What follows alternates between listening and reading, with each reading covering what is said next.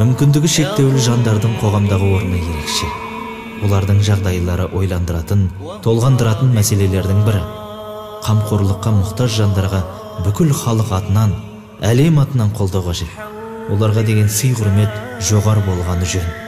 Өйткені олар нағыз өмірдің не екенін және қалай өмір сүру керектігін білетін, түсінетін салмақты да сабырлы жандар. واللحد يحكي ظلمة فيها ابتلائي والنور خط كتاب. Асыл намаз оқиды дегенде таң қалдым. Себебі аяқ қолы балғадай талай зіңгіттей жігіттер әрнені сылтауратып, Алла бұйырған парыздан бас тартады. Ал енді бірі болмашы сырқатының себебінен бұл мәселеге атүсті қарайды. Намазды тек зейнетке шығып, іші пысқан адамның ермегі деп түсінеді.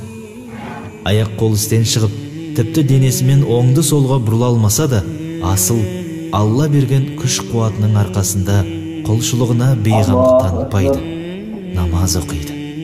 Тіпті осынау дерттен сылтау тауып әлек болмайды.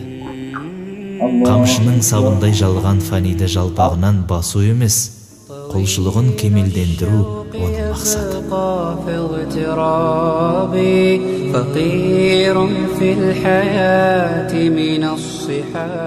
Мен мақсатым ажыңа қыру. Ең бірші неден бастаймыз? Оқалым. Жоқ қолдан емес, ең бірші бисмилладан бастаймыз.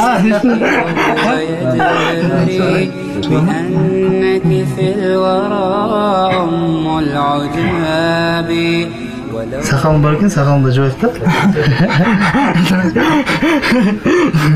Енді оң қолымды әкел. 12 жасында кісі оқып яғни Фатиха сөзін жатаған. Жүрмесе де жанымда бола берсін.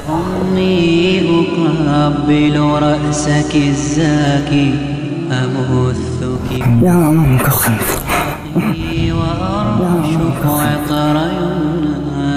Қазіргі кезде жағдайының жоқтығын алға тартып, немесе мүгедек деп өз балаларынан бас тартып жатқандар қаншама. Өмірге әкелген соң өз балаларының кемдігін көріп аяусыз жүрекпен бас тартқаны күнә. Ойланып қарайықшы, баланың не күнәсі бар?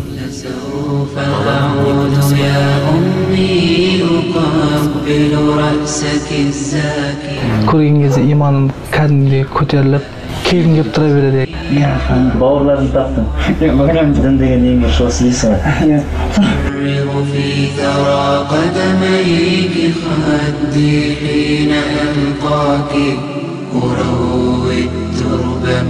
Сенің денің сау ғой, неге шүкір етпейсің?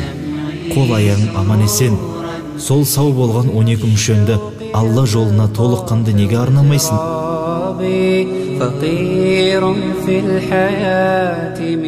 Менің де атымның адымды бар. Соларға қалып ашып кетем. Яғни сен түбінде жаңа кісілесің.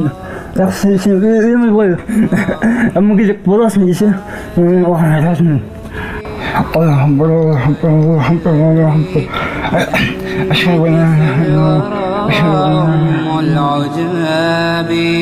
ولولا أن لي معنى جميلا لبعت المكث فيها بالذهب